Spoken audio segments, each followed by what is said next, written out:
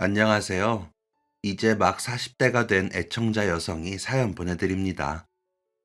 예전부터 저는 주변 어르신들로부터 종종 이런 말을 들었어요. 넌 어릴 적부터 눈썰미가 유달리 좋은 아이였다고 말이죠. 물론 저도 스스로를 남들보다 눈썰미가 아주 좋은 편에 속하는 사람이라고 생각합니다.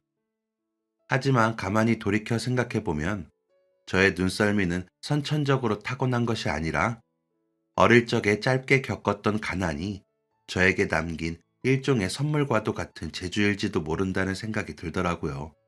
제 사연은 바로 그 가난하던 어린 시절의 추억으로부터 시작됩니다. 제가 딱 5살이 되던 해의 일이었어요. 당시 저희 동네에서 유치원에 들어가지 못한 아이는 오직 저 한 사람 뿐이었어요. 하필이면 그 무렵 친정 아버지의 사업이 갑작스러운 부도 위기를 맞이하는 바람에 부모님께서는 금지옥엽 외동딸인 저를 도저히 유치원에 보내주실 수가 없는 상황이셨습니다. 당장 내일 밥 지어 먹을 쌀 걱정과 공과금 걱정을 해야만 했을 정도로 집안 사정이 아주 많이 궁핍해졌었거든요. 하지만 저는 유치원에 다니지 않을 수 있어서 오히려 좋았습니다. 가정주부인 친정어머니께서 저를 유치원에 보내지 않는 대신 거의 매일같이 서울 지하철을 타고 세상 구경을 시켜주셨거든요. 사랑하는 어머니랑 둘이서 지하철을 타고 하루 종일 서울 시내를 빙글빙글 도는 일상은 너무나도 행복했는데요. 그때 제가 유달리 관심을 보였던 건 다름 아닌 지하철 승객분들의 모습이었습니다. 각자 다른 행선지를 가지고 지하철에 탑승한 승객분들의 옷 매무새나 짐, 그리고 표정 같은 것들을 유심히 살피다 보니까 저도 모르는 사이에 눈썰미를 조금씩 터득해 나가더라고요. 예를 들자면 이런 식이었죠. 있잖아요. 엄마, 저쪽에 앉아 계신 할머니는 아마 다음 정거장에서 내리실 거예요. 우리 딸이 그걸 어떻게 아니? 가지고 계신 짐을 보면 알아요. 텅 빈 장바구니를 들고 계시는 걸로 봐서는 다음 정거장에 있는 시장에 가시는 길인 것 같거든요. 그리고 저쪽에 계신 아저씨는 회사 사무실들이 모여 있는 다다음 정거장에서 내릴 것 같고요. 얼굴도 피곤해 보이고 손에 서류 가방을 들고 계신 걸로 봐서는 밖에서 일을 하시다가 다시 사무실로 들어가는 길 같거든요. 그런 저의 예측은 어김없이 맞아 떨어졌습니다. 할머니께서는 시장 근처의 정거장에서 내리셨고 서류 가방 아저씨는 사무실 단지 근처 정거장에서 내리셨죠. 하지만 그런 날들은 오래가지 못했어요. 얼마 뒤 친정 아버지께서 회사의 부도 위기를 간신히 넘기셨고 덕분에 저희 집은 다시금 안정을 되찾았거든요. 당연히 저는 늦게나마 유치원에 다닐 수 있게 되었고요. 물론 지하철에서부터 시작된 저의 눈썰미는 이후로도 계속해서 성장해 나갔습니다. 비록 공부는 딱 중간 정도 하는 평범한 아이였지만 저만의 눈썰미 덕분에 학창 시절 내내 좋은 친구들만 골라서 사귈 수 있었어요. 그때 이미 저의 눈썰미는 누군가의 말투나 행동 거지를 슬쩍 보면 심성이 고운 사람인지 나쁜 사람인지를 훤히 들여다볼 수 있는 수준에 이르렀거든요. 특히 고등학교 2학년 때는 이런 일화도 하나 있었습니다. 당시 저희 학교 급식실이 보수공사에 들어가는 바람에 한 달 정도 도시락을 싸갔던 적이 있었는데요. 그날 점심시간에도 저는 좋은 친구들이랑 한데 모여 수다를 떨면서 도시락을 먹고 있었습니다. 그러다 문득 건너편 자리에서 밥을 먹고 있던 반장의 도시락을 슬쩍 보니까 힘새가 조금 이상하더라고요. 그래서 저는 조용히 담임 선생님을 찾아가 조심스럽게 이야기를 꺼냈습니다. 혹시 반장한테서 요즘 가정 형편이 갑자기 어려워졌다는 이야기 같은 거라도 들으신 적 있으세요? 반장이 워낙에 자존심이 세서 저희한테는 아무 말 못해도 최소한 담임 선생님한테는 힘든 속마음을 털어놓았을 수도 있을 것 같아서요. 글쎄, 아직까지 별다른 말은 없었는데, 왜? 그게요, 점심시간 때 반장이 싸온 도시락을 슬쩍 보니까 뭔가 이상해서요. 도시락이 어디가 어땠는데? 반찬 없이 밥만 싸오기라도 한 거니? 아니요, 반찬도 그럭저럭 제대로 있고, 그냥 평범한 도시락이었지만 제 눈에 보인 밥이 누런 밥이었어요. 잡곡밥도 아니고 쌀밥이 누렇게 됐다는 건 오래 묵은 밥이라는 뜻인데 보통 부모님께서 자식들 도시락에 오래 묵은 밥을 싸주시진 않잖아요. 그건 그렇지. 어지간해서는 아침마다 따뜻하게 새로 지은 밥을 싸주시는 게 일반적이니까. 제 말이 바로 그거예요. 그런데도 누런 오래 묵은 밥을 싸주셨다는 건 반장네 집에 분명 무슨 일이 생겼기 때문일 거예요. 그러니까 선생님이 조용히 한번 물어봐 주세요. 그런 제 말을 들은 담임 선생님께서는 반장을 따로 불러서 집에 무슨 일이 있느냐고 조용히 물어보셨는데요. 이번에도 저의 눈썰미는 정확하게 맞아 떨어졌더라고요. 얼마 전 반장네 아버지께서 실직자가 되는 바람에 가정 형편이 갑자기 많이 어려워진 상황이라지 뭐예요. 하필이면 쌀까지 떨어지는 바람에 반장네 어머니께서 아침에 옆집을 찾아가 전날 저녁에 먹고 남은 밥이라도 급히 얻어다가 도시락을 싸주셨던 거고요. 아무튼 제가 눈썰미를 통해 반장네 집에 안 좋은 일이 생겼음을 알아차렸던 덕분에 반장은 학교와 선생님들의 도움을 받을 수 있었습니다. 그 일을 계기로 반장과 저는 둘도 없는 친구 사이가 되었고요. 뿐만 아니라 헤드헌팅 업무는 저라는 사람을 한 걸음 더 발전시키는 계기이기도 했습니다. 좋은 인재를 발굴해서 여러 회사에 추천을 하려면 당연히 면접을 자주 봐야만 했는데요. 면접관으로서 숱한 인재들의 면접을 진행하다 보니까 저만의 눈썰미가 자연스레 한층 더 성장하더라고요. 일단 그렇게 몇 년 경력을 쌓은 뒤에는 친정아버지의 회사로 들어가게 되었는데요. 아버지의 회사에서 같은 업무를 맡게 되었습니다. 당시 제가 발령받은 부서가 신규 직원 채용과 기존 직원들의 인사평가를 담당하는 인사과였거든요. 당연하게도 저는 특유의 눈썰미를 10분 발휘해서 능력도 좋고 인성도 반듯한 좋은 직원들만 쏙쏙 골라서 채용했고, 그런 저의 활약 덕분에 아버지의 회사는 승승장구하기 시작했습니다. 회사 또한 결국에는 사람 손에 의해 굴러가는 곳이기에 어떤 사람을 직원으로 뽑느냐가 엄청 중요하거든요. 회사가 좋은 직원으로 채워지면 자연스레 번창하지만 나쁜 직원들로 채워지면 부도를 면치 못하게 되는 건 아주 당연한 이치일 테니까요. 어떤 며느리가 집안에 들어오느냐에 따라서 그 집안이 흥하느냐 패가망신하느냐가 결정되는 것처럼 말이죠. 아무튼 어느덧 30대 초반에 접어든 저는 아주 독특한 이력의 소유자가 되어 있었습니다. 사회초년생 시절부터 면접관으로 참석한 면접 횟수를 다 따져보니까 무려 500회 정도가 되지 뭐예요. 모르긴 몰라도 우리나라에서 저만큼 면접을 많이 본 사람은 아주 보기 드물 텐데요. 이처럼 뛰어난 눈썰미가 제 인생에 꽤나 많은 도움을 주었던 건 부정할 수 없는 사실이지만 반면에 바로 그 눈썰미 때문에 시작된 고민들 또한 분명 있었습니다. 특히나 연애와 결혼 문제가 저로서는 가장 큰 고충이었어요.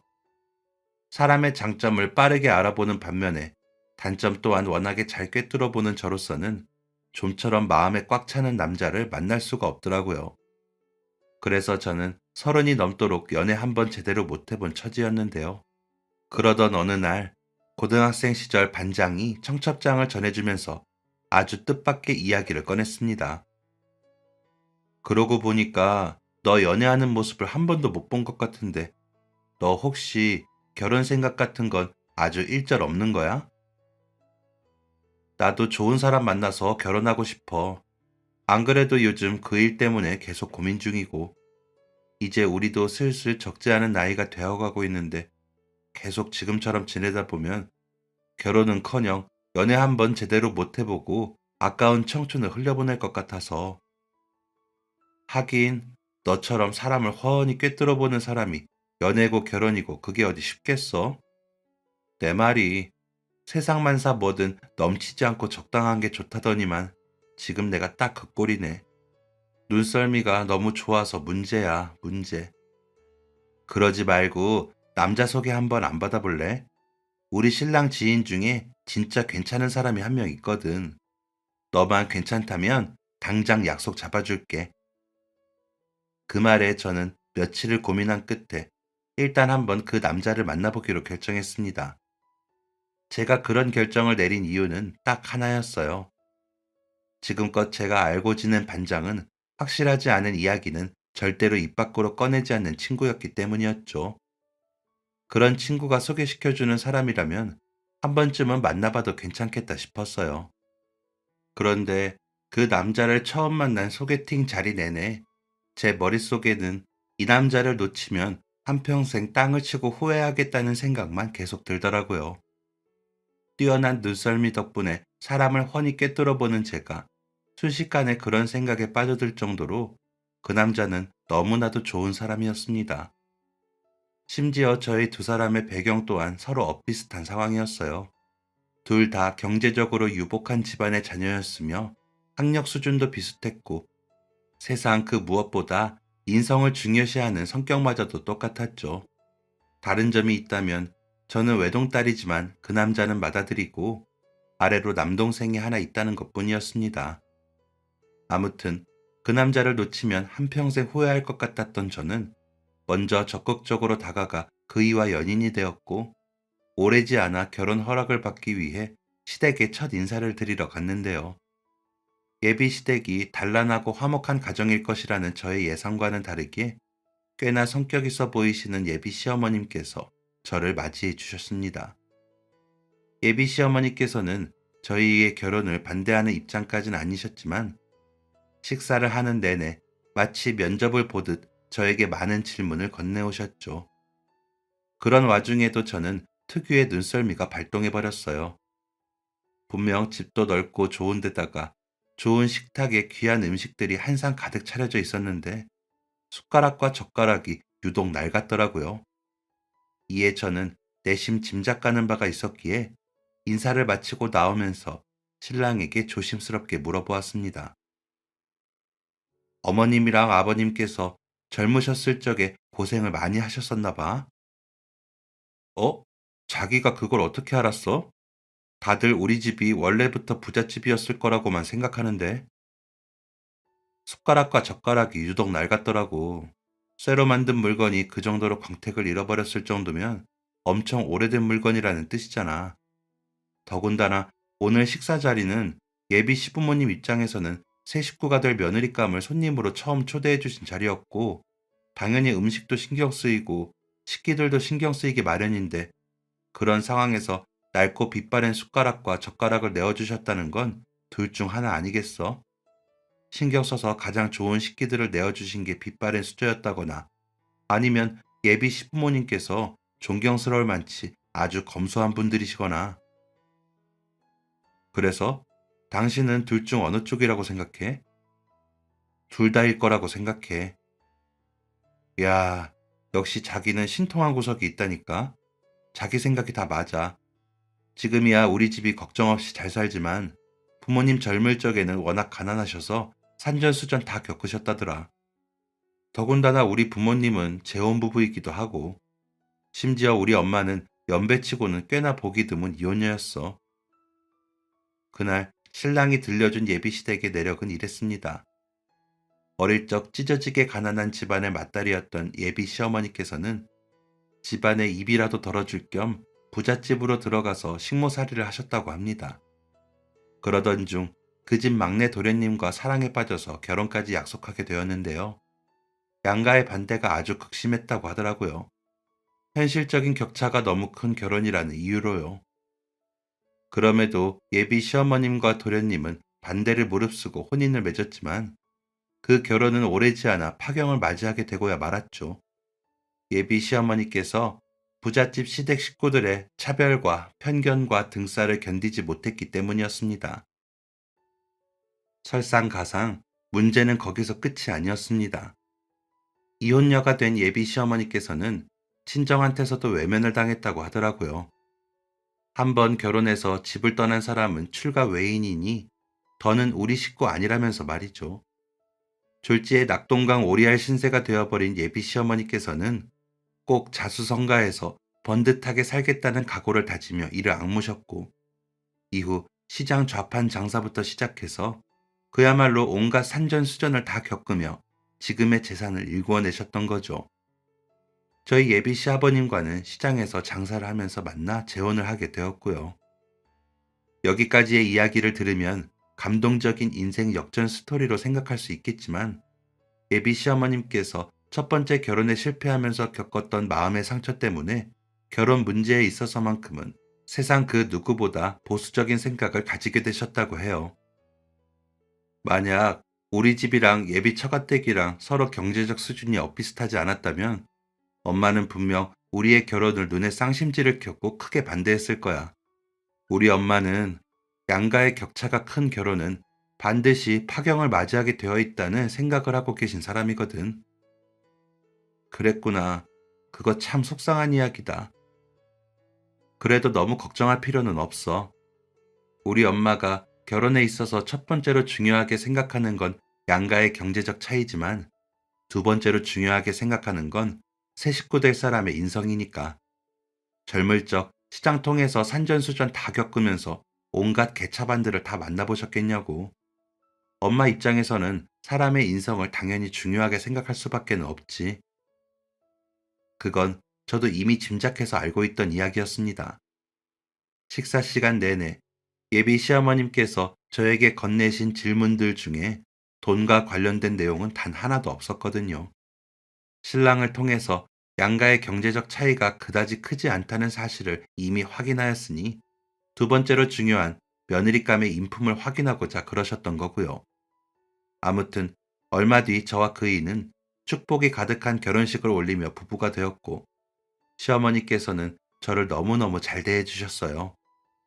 일단 한 집안 식구가 되고 나니까 저희 시어머니처럼 따뜻하고 자애로운 시부모님이 또 없겠더라고요. 그렇게 한 3년 정도 아주 행복한 결혼 생활을 보내고 있을 무렵 전혀 예기치 못한 곳에서 저희 시어머니를 발칵 뒤집어 놓을 만한 소식이 전해졌습니다. 시댁의 막내인 시동생이 결혼하고 싶은 사람이 있다고 시부모님께 고백을 했는데 예비동서가 고아 출신의 중졸이라고 하더라고요.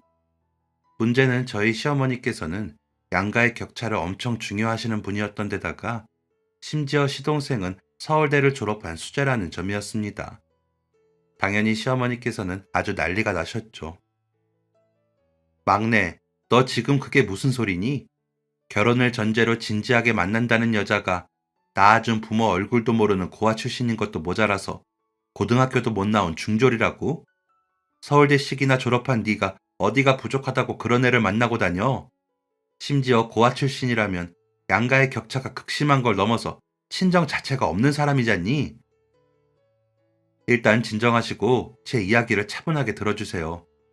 엄마 말 맞다나 서울대식이나 졸업한 제가 어련히 알아서 좋은 신부감을 만났겠냐고요. 그래? 그럼 어디 속는 셈 치고 얘기나 좀 들어보자꾸나. 그 여자 직업이 대체 뭐니? 남들 다 부러워하는 전문직이야? 아니면 최소한 대기업 정규직이라도 다니고 있어? 그게 실은 그냥 조그만 중소기업 공장 생산직으로 일하고 있어요. 지금은 계약직이긴 하지만 열심히 일하면 정규직으로 전환도 충분히 가능하고요. 그렇다면 더 이야기를 들어볼 것도 없겠구나. 그 여자 마음 다치는 일 없도록 차분하게 잘 정리하려무나. 집안에 며느리 하나 잘못 들이면 까딱했다가는 기세 좋은 정승님 댁도 하루아침에 무너져 내리기 일쑤란다. 더군다나 남편 인생은 안사람하기 나름이야. 네가 제 아무리 서울대를 졸업한 인재라고 한들 결혼 한번 잘못하면 부부가 쌍으로 진흙밭에 나뒹굴게 되기 십상이고 그러니 엄마 말대로 원만하게 잘 정리해. 그렇게 다그치는 시어머니의 모습은 뭐랄까 표독스럽다거나 까탈스러운 모습이 절대로 아니었어요. 오히려 마음이 괴롭고 힘들어 보였죠. 저는 그런 시어머니의 모습을 통해 진정한 속마음을 꿰뚫어 볼 수 있었습니다. 어머니께서 젊을 적 첫 번째 결혼에 실패했던 당시의 아픔이 다시 떠올라서 괴로워하고 계시는 중이라는 걸 말이죠. 그래서 저는 어머니께서 시동생과 예비동서에게 너무 한다는 생각보다는 그저 안쓰러웠습니다. 과거의 상처와 아픔이 오죽 사무쳤으면 본의 아니게 언성까지 높여가면서 시동생의 결혼을 극구 반대할까 싶었거든요. 그러는 동시에 저는 시동생과 아직 얼굴도 보지 못한 예비동서 편이기도 했습니다. 그래서 저는 형수로서 어머님 몰래 시동생의 등을 토닥여주며 슬쩍 속삭였습니다. 제가 눈썰미가 워낙 좋은 덕분에 사람의 속을 훤히 꿰뚫어보는 재주가 있다는 건 도련님도 잘 알고 있죠? 그런 제가 봤을 때 도련님은 틀리거나 잘못된 판단을 할 사람이 절대로 아니에요. 그러니까 도련님 스스로 잘 생각해서 그분의 평소 인품이 배우작감으로 손색이 없다는 판단이 들면 용기 있게 밀어붙이세요. 대신 배우작감으로 부족하다고 생각되면 어머니 말씀처럼 서로 상처받지 않는 선에서 잘 정리하시고요.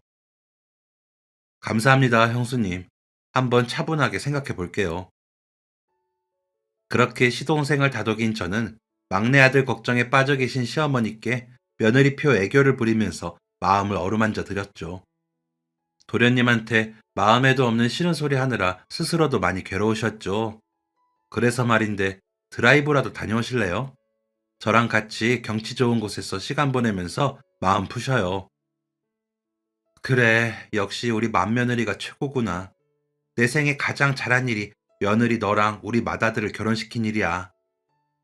에이, 너무 그렇게 비행기 태우지 마세요. 그러다가 버르장머리 없어져서 철부지 친딸처럼 굴기라도 하면 어떻게 하시려고요? 아이고, 넉살은. 우리 맏며느리 덕분에 이 늙은 시애미가 한 번 더 웃는다, 웃어.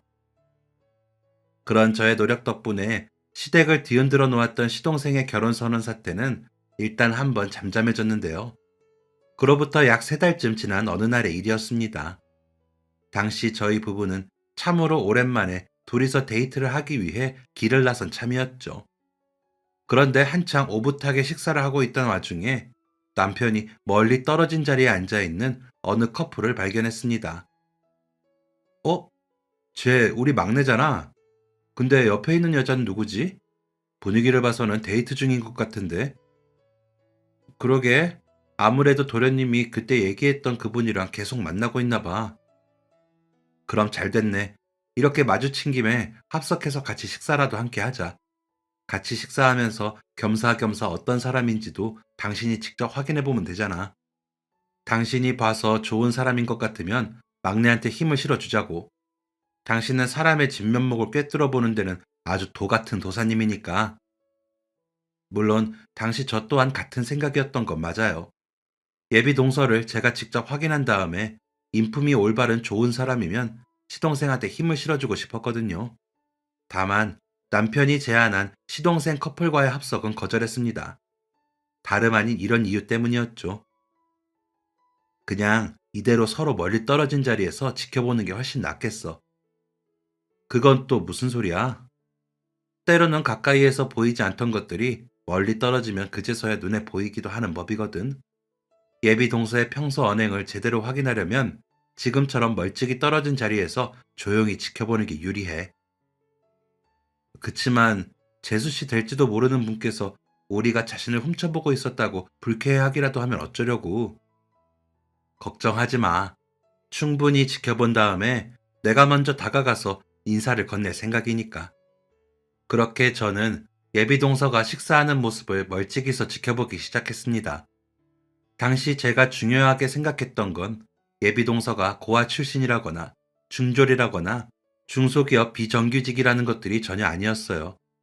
그러한 환경 속에서도 훌륭하게 잘 자라는 사람이 있는가 하면 엇나가는 사람도 있기에 예비 동서의 배경 같은 건 아무 관계없이 그저 평소의 행실을 통해 엿볼 수 있는 마음속 인품을 확인하고 싶었을 뿐이었죠.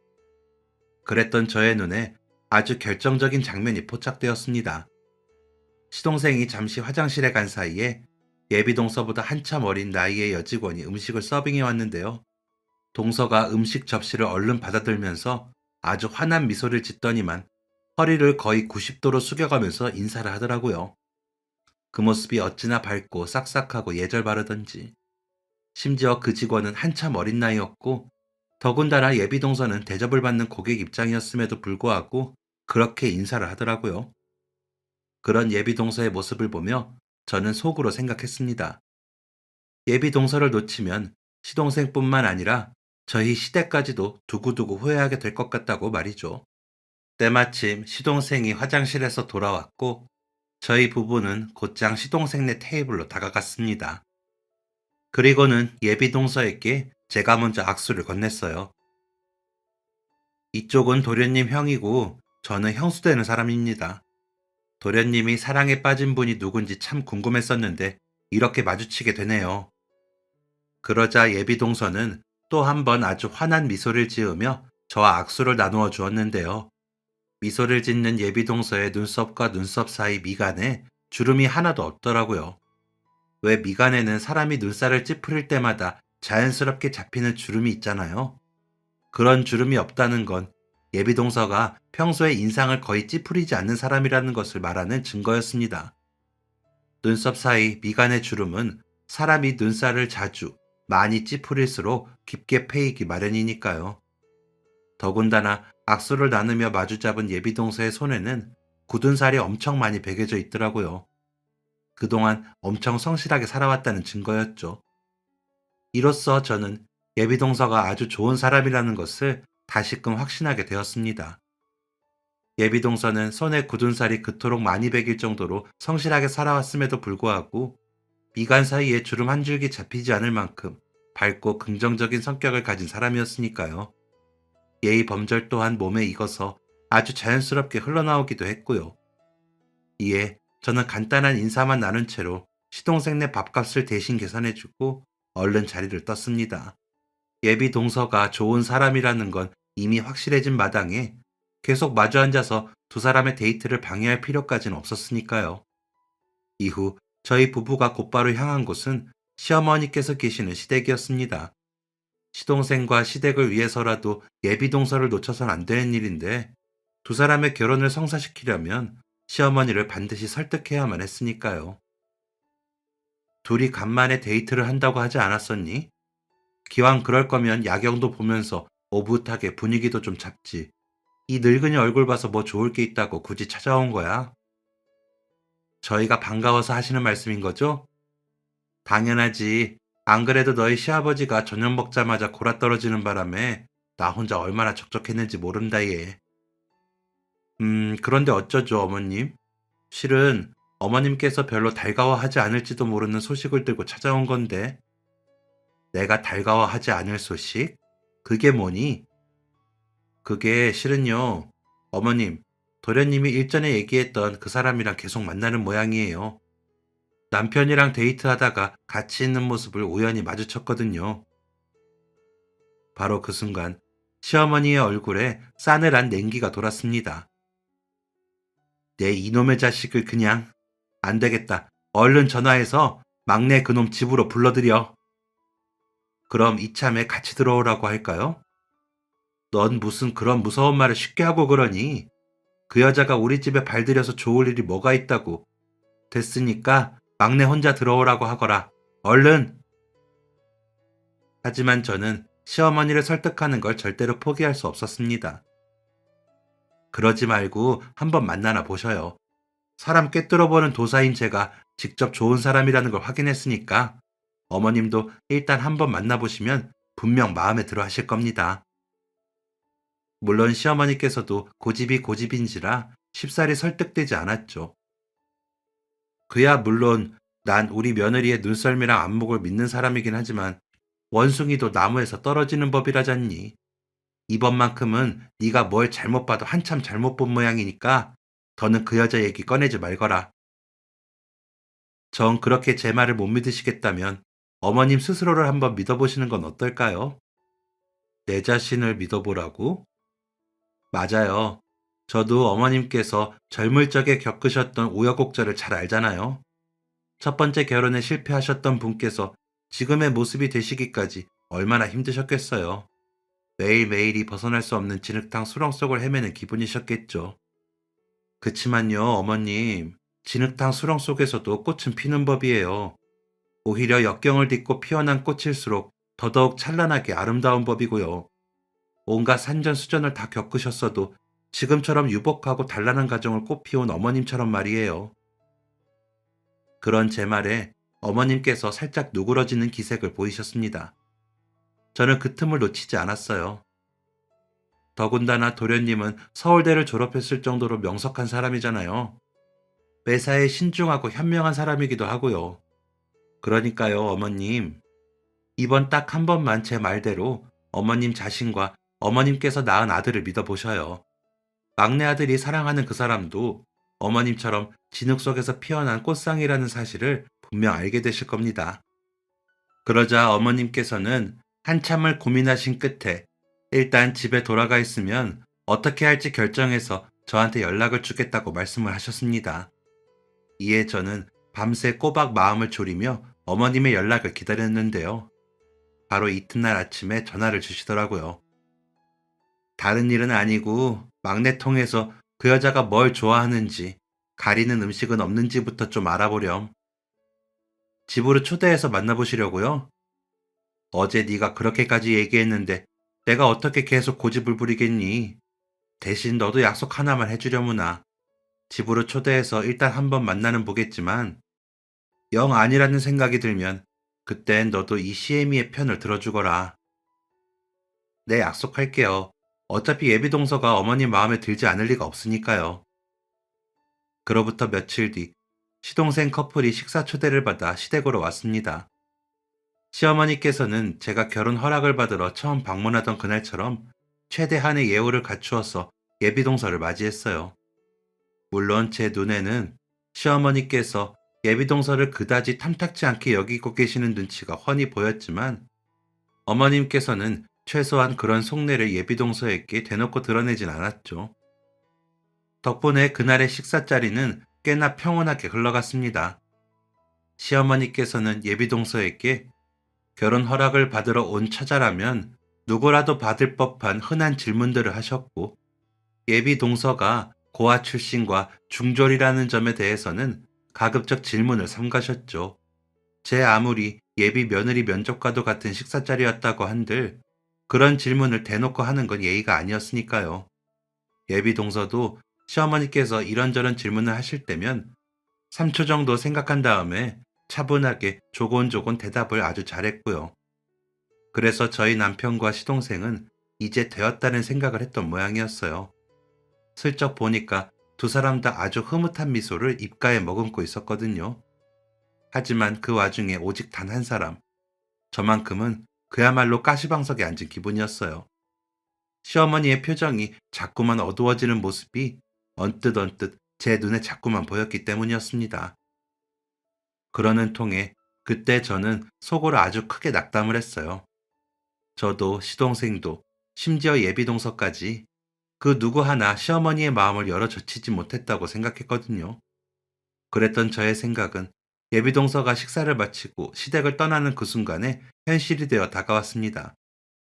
시어머니께서 정중하게 인사를 하고 돌아서는 예비동서에게 갑자기 이런 말을 꺼냈거든요. 솔직히 난 자네가 마음에 차지 않았어. 애지중지 키워서 서울대까지 보내놓은 막내 아들이 낳아준 부모도 모르는 고아 출신인 것도 모자라서 중졸한테 장가를 가겠다는데 두 손 들고 환영할 부모가 어딨겠니? 그러자 예비동서는 이번에도 3초 정도 생각한 뒤에 차분하고 예절바르게 대답했습니다. 저는 낳아주신 부모 얼굴도 모르고 자랐고 아직 부모가 되어본 적도 없어서 어머님의 마음을 모두 이해한다고 말씀드릴 수는 없어요. 그치만 저 또한 사랑하는 사람의 가족분들께 상처가 되는 결혼을 하고 싶진 않습니다. 결혼을 억지로 성사시킨다고 한들 그런 결혼으로 인해서 가장 크게 힘들어질 사람은 제가 아닐 테니까요. 제가 사랑하는 사람이 가장 힘들어질 테니까요. 그래서 우리 아들을 위해서라면 결혼을 포기하고 헤어져 줄 수 있다는 말이니? 외람되지만 그 반대입니다. 제가 여기서 결혼을 포기하면 억지로 결혼을 성사시켰을 때만큼 아드님께서 힘들어질 겁니다. 그래서 저는 어머님께 인정받고 사랑받기 위한 노력을 시작하려고 합니다. 제가 사랑을 받게 되는 만큼 아드님이 행복해질 테니까요. 바로 그 순간 시어머니께서 눈물 한 줄기를 또르륵 하고 흘리시더니만 그 눈물을 급히 닦고 나서야 울음을 참아가며 이렇게 말씀하셨습니다. 좋은 며느리감으로 인정은 오늘 이미 했고 사랑은 앞으로 가족으로 지내면서 두고두고 베풀어주면 어떻겠니? 그게 무슨 말씀이세요, 어머님? 조금 전까지만 해도 제가 마음에 들지 않는다고 말씀하셨었잖아요. 그건 막내한테서 자네의 이야기를 처음 들었을 때 내 심정을 이야기해 준 것일 뿐이야. 처음에는 마음에 들지 않았지만 오늘 이렇게 만나보고 나니까 생각이 완전히 바뀌었다는 이야기를 해주려던 참이었고, 자네는 우리 맏며느리 말 맞다나 이대로 놓치기에는 참으로 아까운 사람이야. 그렇게 말씀하신 어머니께서는 시동생을 향해 마치 서당 훈장님처럼 아주 근엄한 표정으로 이야기를 이어가셨습니다. 막내는 듣거라. 네, 어머니. 모름지기 남자의 인생은 어떤 여자를 만나느냐에 따라서 희비가 엇갈리는 법이란다. 처될 사람의 행동거지를 보아하니 남편에게 득이 되면 득이 되었지 해가 될 사람은 절대로 아니더구나. 그러니 명심하거라.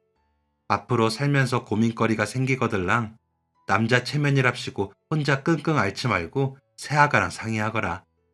새아가를 믿고 의지하며 한평생을 살아가거라. 우리 새아가는 너희 형수만큼이나 현명하고 지혜로운 사람이란다. 이로써 한때 시댁을 뒤흔들었던 시동생의 결혼 사건은 아주 행복하게 끝을 맺게 되었습니다. 하지만 저는 그런 상황이 좀처럼 이해가 되질 않았어요. 그토록 철옹성같이 결혼을 반대하던 어머님께서 심지어 식사 자리 내내 자꾸만 표정이 어두워지셨음에도 불구하고 갑자기 결혼을 허락하게 된 이유를 도통 짐작조차 할 수가 없었거든요. 이에 저는 어머님과 둘이서 설거지를 하며 조심스레 여쭈었습니다. 왜 갑자기 마음을 바꾸신 거예요? 솔직히 식사할 때까지만 해도 저는 어머님이 계속 결혼을 반대하실 거라고 생각했거든요.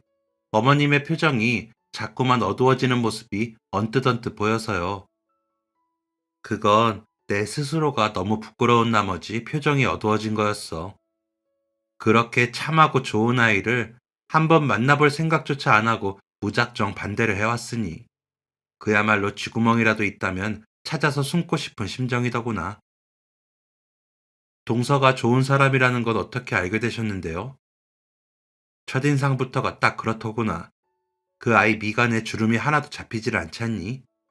그렇다는 건 그 아이가 어렵고 힘든 상황 속에서도 밝고 긍정적인 태도로 늘 웃으면서 지내왔다는 걸 뜻할 테고, 그리고 너도 혹시 그 아이랑 악수를 해봤니?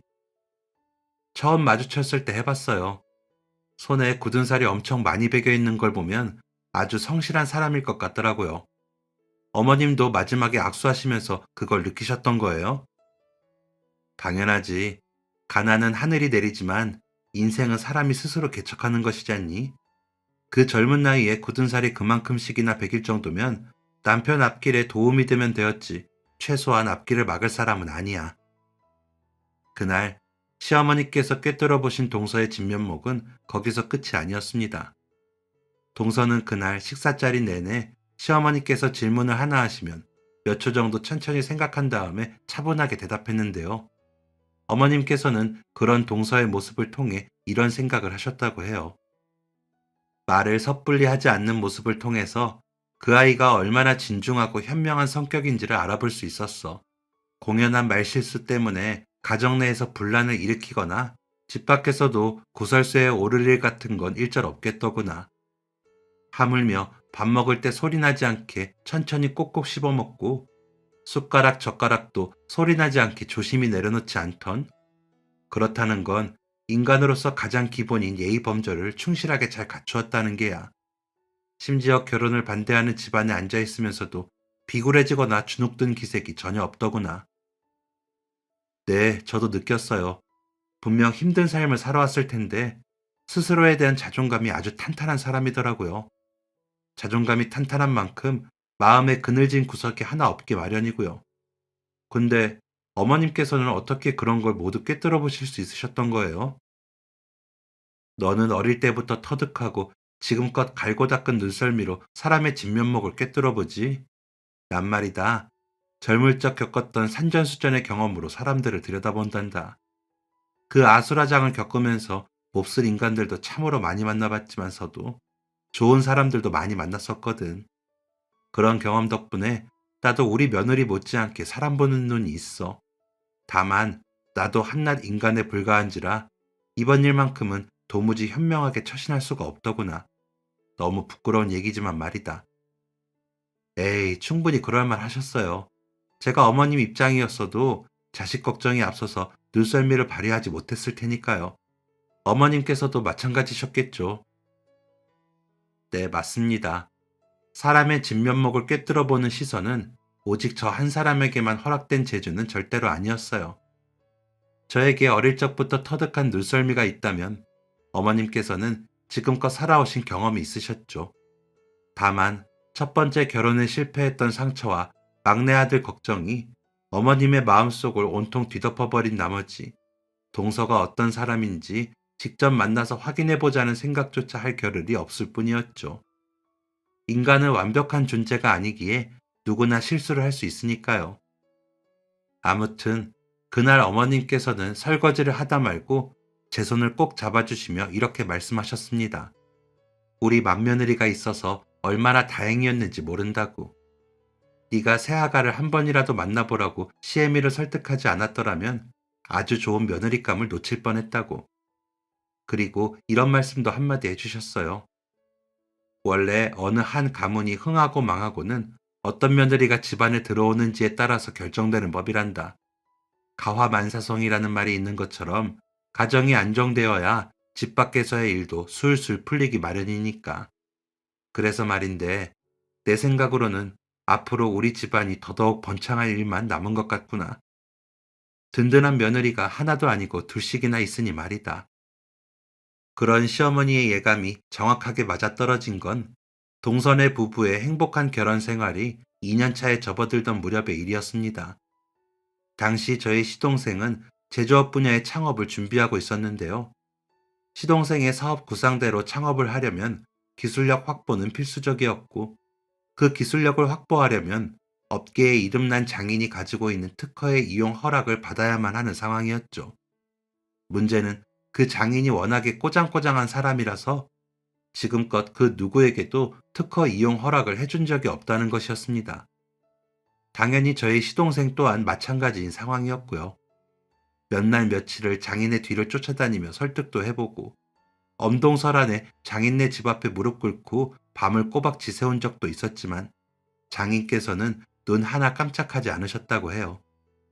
그런 와중에 시동생의 사업에 투자를 약속해 주셨던 투자자들마저도 조금씩 지쳐가기 시작했고, 특허 이용 허락을 받았다는 소식이 좀처럼 들려오지 않자 급기야 하나씩 투자 약속을 철회하기 시작했습니다. 그런 절체절명의 위기의 순간 시동생을 위해 기꺼이 나서준 사람이 하나 있었으니 그건 바로 한 가족이자 형수인 저였어요. 그 장인을 설득해서 특허 이용 허락만 받으면 예정대로 사업을 시작할 수 있는 거죠. 당연하죠, 형수님.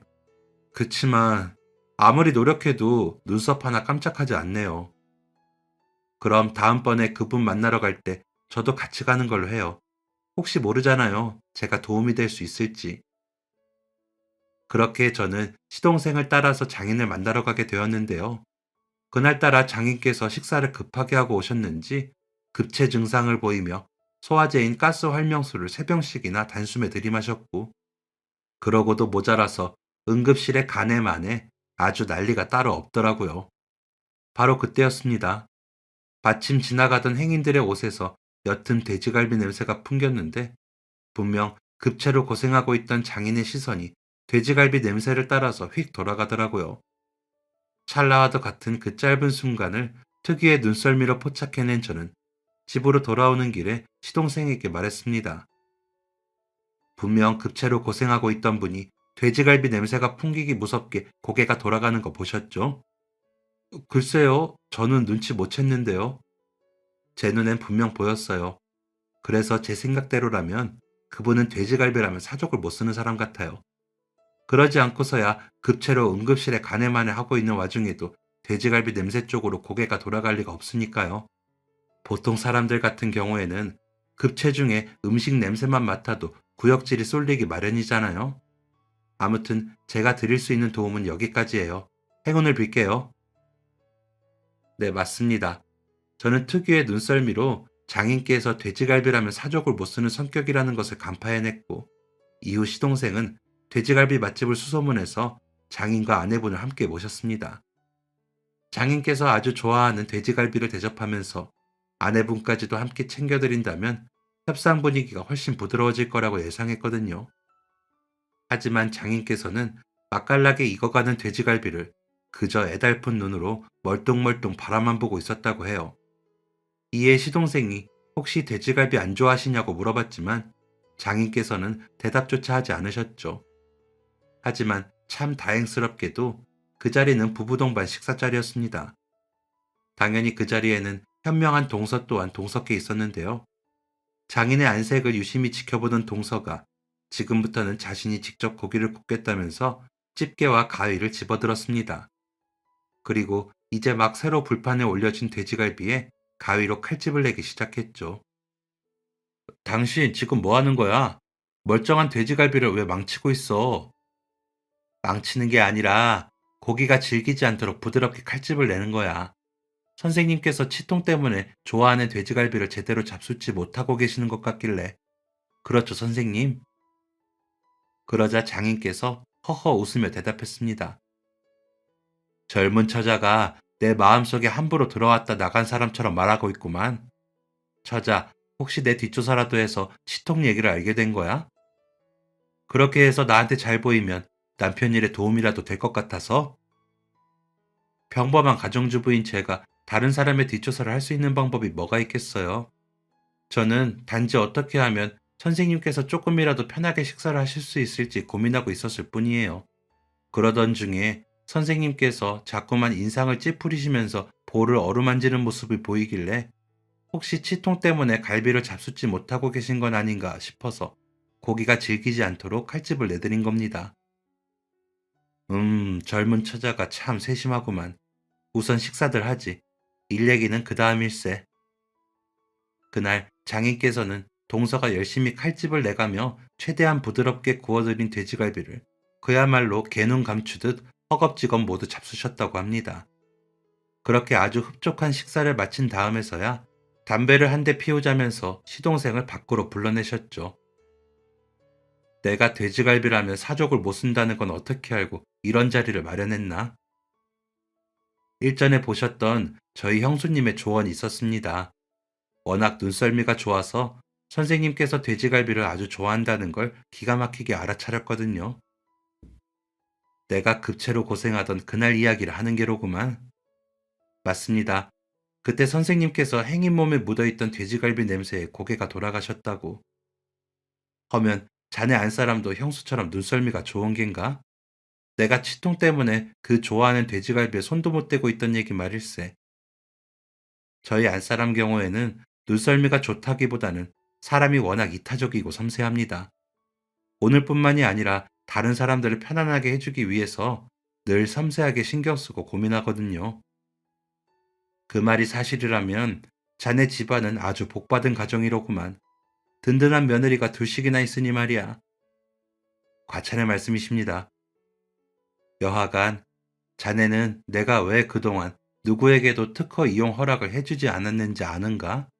자네 연배 정도 되는 초짜들이 창업을 하겠다고 나서놓고서는 얼마 못 가서 폐업하고 폐가망신하는 경우들이 워낙에 많기 때문이야. 그런 하루살이 같은 것들한테 내 한평생을 다 바쳐서 개발한 기술을 넘겨주기는 싫었고, 하지만 자네라면 믿고 맡길 수 있는 것 같네. 그게 정말이십니까? 저를 믿고 특허 이용 허락을 해주시는 겁니까? 정확하게 말하자면 자네가 아니라 자네의 안사람을 봐서 허락하는 걸세. 모름지기 남자의 인생은 안사람 내조에 따라 달려있는 법이지 않은가. 헌데 오늘 보니 자네 장가를 아주 잘 갔더구만. 안사람의 세심한 면모를 보아하니 내조 하나는 최고로 든든하게 받을 수 있겠어. 더군다나 이야기를 듣자 하니 자네의 형수도 꽤나 큰 도움이 될 사람 같고 이만하면 내 기술을 맡길만 하지. 그런 일이라면 사장님께서 저를 믿으셔도 되는 이유가 하나 더 있습니다.